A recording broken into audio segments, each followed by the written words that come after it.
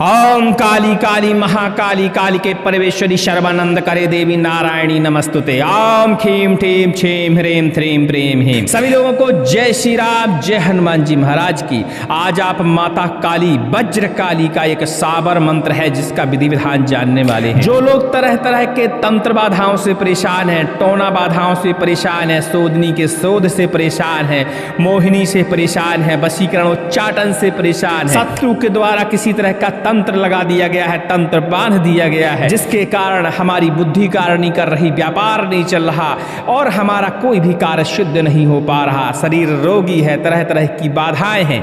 ऐसी स्थिति में यह साबर मंत्र विशेष मंत्र माना जाता है। इस मंत्र का प्रयोग करते ही समस्त प्रकार के तंत्र बंधन, विद्या, काला जादू, औघड़ तंत्र और तमाम प्रकार के छल छिद्र कट जाते हैं। माता काली के इस मंत्र को लगातार श्रवण करने से भी फायदा होता है। जो लोग वशीकरण बाधा से ग्रस्त हैं, उच्चाटन बाधा से ग्रस्त हैं, या किसी तरह का तंत्र बांध दिया गया है, नजर टोना टोटका की बाधा है, भूत प्रेत की बाधा है, मैली कुचैली गंदी बाधा है, इस तरह की बाधा होने पर इस मंत्र को लगातार आप श्रवण करेंगे तो आपको लाभ देखने को मिलेगा। 5-10 मिनट ही आप श्रवण कर पाएंगे और आपके शरीर को राहत महसूस हो जाएगी। इसीलिए हम कहते हैं सिद्ध करने से पहले मंत्र को हमेशा श्रवण किया करिए। और श्रवण करने का अच्छा तरीका होता है, कान में ईयरफोन लगा लीजिए, माता भगवती का ध्यान करिए और मंत्र को श्रवण करना शुरू करिए। पास में थोड़ा सा जल रख लीजिए, श्रवण खत्म होते ही अपने ऊपर जल का छिड़काव करिए, थोड़ा सा जल पान कर लीजिए।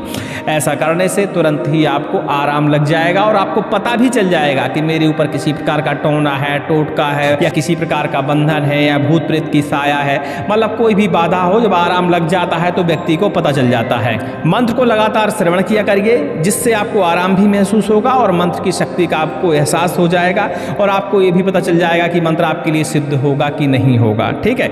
और मंत्र को जब कंठस्थ किया करिए तो मंत्र को श्रवण करते हुए ही कंठस्थ किया करिए। ऐसा करने से कुछ शक्तियां हमें मिल जाती हैं। अब जैसे नवरात्रों में आज आप अष्टमी के दिन यह मंत्र श्रवण करेंगे और अष्टमी से लेकर नवमी तक ही इस मंत्र का सिद्ध करने का विधान रहता है। ठीक है भैया। तो हो सकता है आप कंठस्थी न कर पाए, नवरात्रि निकल जाए और आप इस मंत्र को सिद्ध न कर पाए, तो श्रवण करते हुए जब आप कंठस्थ करेंगे भैया तो कुछ % ऊर्जा आपको मिल जाएगी जिससे आपका काम चलने लगेगा। आप बिना सिद्ध किए हुए भी 2, 5, 10 बार इमरजेंसी में इस मंत्र से झाड़ा फूकी कर सकते हैं और मंत्र प्रभावशील रहेगा।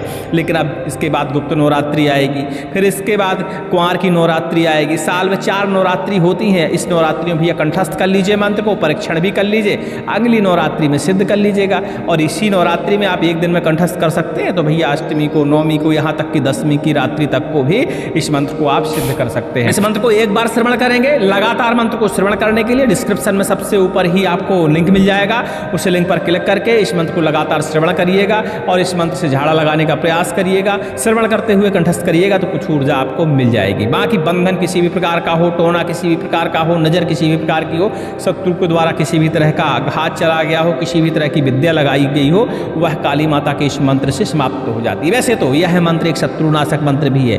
यदि आप अपने शत्रु से प्रताड़ित हैं, बहुत ज्यादा परेशान हैं और इस मंत्र का विधि विधान से आप प्रयोग करते हैं तो आपके शत्रु का समन होने लगता है। चलिए मंत्र को एक बार श्रवण करेंगे, शॉर्टकट में इसकी विधि बताएंगे ताकि आप इसे आसानी से कर पाएं। ओम काली काली वज्र काली शमशान काली महाकाली चली काली अमावसरात खेले काली खप्पर धरे खप्पर भरे खप्पर ऊपर खप्पर चले महाकाली को खड़क चले बाना चले त्रिशूल चले तंत्र काटे मंत्र काटे अला काटे बला काटे टोन ही का टोना सोदन का सोद सोदना का मोह काटे मरघट में बैठे मरघट में खाए मरघट तंत्र काटे अघोरी की माया काल की छाया ओघड़ विद्या काटे मोहिना की मोहिनी वशीकरण उच्चाटन काटे जहां की विद्या तहां को जाए काली कट कट कट कट करे शत्रु काट करे जा भीतर खाए तब मरघट की महाकाली कहाए मेरी भक्ति गुरु की शक्ति फुरे मंत्र दुहाई काल भैरव की।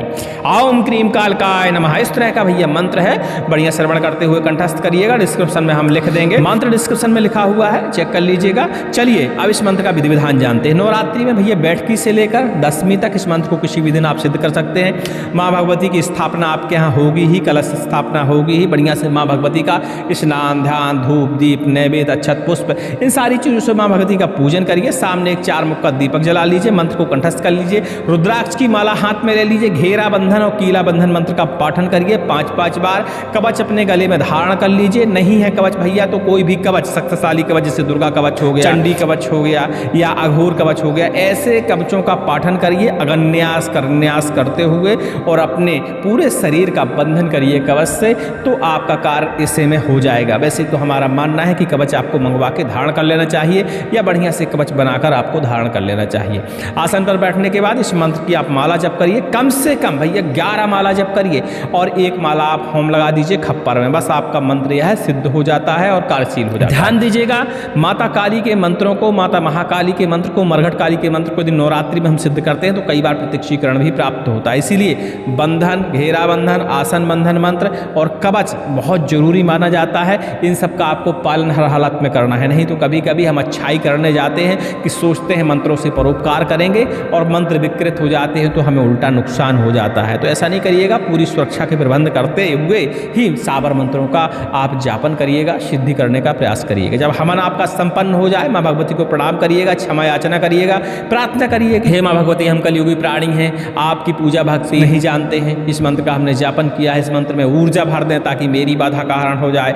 परोपकार में भी इस मंत्र का जब हम प्रयोग करें, एक बार ही आपका नाम स्मरण करें मंत्र के सहारे, तो उसकी बाधा दूर हो जाए, हर प्रकार का बंधन कट जाए, हर प्रकार का टोना दूर हो जाए, हर प्रकार का व्याधि संकट मिट जाए। अपने शब्दों में बढ़िया से माता से प्रार्थना करिएगा, प्रणाम करिएगा, अपने आसन के नीचे जल छिड़किएगा और जल को स्पर्श करते हुए अपने मत्थे पर तिलक करिएगा। बस इतना ही कार्य करना होता है और माँ भगवती का यह मंत्र सिद्ध हो जाता है। माता को फल फलाहार, अठवाई, नारियल, ये सारी चीज़ें आपको अष्टमी को, नवमी को चढ़ानी चाहिए और दशमी के दिन माता को बलि भी अर्पण करनी चाहिए। तो बलि के लिए आपको पता ही है, बरिहा कद्दू आप ले सकते हैं, पेठा कद्दू बोलते हैं जिसे, उसे ले सकते हैं, जायफल ले सकते हैं, नींबू ले सकते हैं। माँ भगवती को प्रणाम करिए, माँ भगवती के सामने बलि को रखिए और उसका टीका करिए, हल्दी चावल अर्पण करिए, उसके ऊपर पुष्प अर्पण करिए, फूलमाला भी अर्पण कर सकते हैं, सिंदूर लगाते हुए, कुमकुम लगाते हुए बलि प्रसाद आप स्वीकार करें। इस तरह प्रार्थना करते हुए उस कद्दू के या जायफल के या नींबू के 2 टुकड़े कर दीजिए, एक हिस्से पर सिंदूर लगाकर माँ के चरणों में अर्पण कर दीजिए, एक हिस्से के 4 टुकड़े करके उन्हें अलग अलग दिशाओं में समर्पित कर दीजिए। ऐसा करने से माँ को बलि स्वीकार हो जाएगी। और हर साल जब भी दशमी आती है तब आपको यह क्रिया दोबारा दोहरानी है। दशमी के दिन बलि अर्पण आपको करनी ही करनी है, जब तक इस मंत्र का आप प्रयोग करते हैं तब तक, ठीक है। इस तरह उनको फल फलाहार, प्रसाद और बलि देने का विधान रहता है। बलि अर्पण करते समय मंत्र का आप पाठन कर सकते हैं, चाहे तो मदरा की धार भी दे सकते हैं। मदरा की धार देनी है, स्वयं पान नहीं करना है, ये ध्यान देना है, ठीक है। ऐसा करने से माता को अति प्रसन्नता होती है और मंत्र की ऊर्जा प्रबल हो जाती है। मंत्र से आता है झाड़ा फूंकने का तरीका क्या होना चाहिए, तो इस मंत्र को आप नींबू के सहारे झाड़ फूंक कर सकते हैं, के दाने के सहारे झाड़ फूंक कर सकते हैं, मौली धागा से आप नाप कर उस धागे के कई टुकड़े करके उसे अरंडी की डंडी के अंदर भर कर उस डंडी को नदी में बहा सकते हैं। ऐसा करने से किसी भी प्रकार का मोहना का मोह, शोधना की शोधनी विद्या भी लगाई गई हो तो वह भी दूर हो जाती है। इसके अलावा वशीकरण, उच्चाटन कट जाता है। तमाम प्रकार के उपयोग करने के तरीके होते हैं मंत्र के, आप अपने क्षेत्रीय तरीकों का भी प्रयोग कर सकते हैं। और थोड़ा सा होम लगाइए अग्नि में और थोड़ी सी भस्मी उस अग्नि से आप ले लीजिए। इसी मंत्र का पाठन करिए, 1 से 5 बार 11 बार तक आप पढ़ सकते हैं और उस भस्मी से आप तिलक कर दीजिए, उसी भस्मी को आप चटा दीजिए और कान में 1 बार मंत्र फूंक दीजिए। शरीर में किसी भी प्रकार का बंधन हो, किसी भी प्रकार की विद्या हो, वशीकरण हो, उच्चाटन हो, वह तुरंत ही टूट जाता है। जल को अभिमंत्रित करिए और जल में सत्यानाशी की जड़ को आप डाल दीजिए थोड़ा सा, और जल को कम से कम 11 से 21 बार या चाहे तो 108 बार भी उसे इस मंत्र से अभिमंत्रित कर सकते हैं। उस जल को यदि किसी व्यक्ति को आप पीने को दे देते हैं तो उसके शरीर में किसी भी प्रकार का बंधन हो वह तो टूट ही जाता है। वशीकरण खिलाया गया हो, उच्चाटन खिलाया गया हो, जिसे खिलाई पिलाई बाधा भी कहते हैं, ये सारी प्रकार की बाधाएं समाप्त हो जाती हैं, शरीर से निकल जाती हैं। उम्मीद करते हैं हमारी सारी बातें समझ गए होंगे। वीडियो शॉर्टकट में बना रहे हैं क्योंकि नवरात्रि चल रही है, समय का थोड़ा सा अभाव रहता है, दूसरे काम रहते हैं नवरात्रि में, आप तो जानते हैं। अधिक जानकारी के लिए टेलीग्राम में संपर्क कर लीजिएगा। फोन का समय 11 से 1 बजे तक ही है अभी नवरात्रि भर, उसके बाद 11 से 4 बजे तक रहेगा। सभी को जय श्री राम, जय हनुमान जी महाराज की। मंत्र संभल कर प्रयोग किया करिए, सुरक्षा के प्रबंध पूरे किया करिए, इसके बाद ही मंत्र की साधना किया करिए।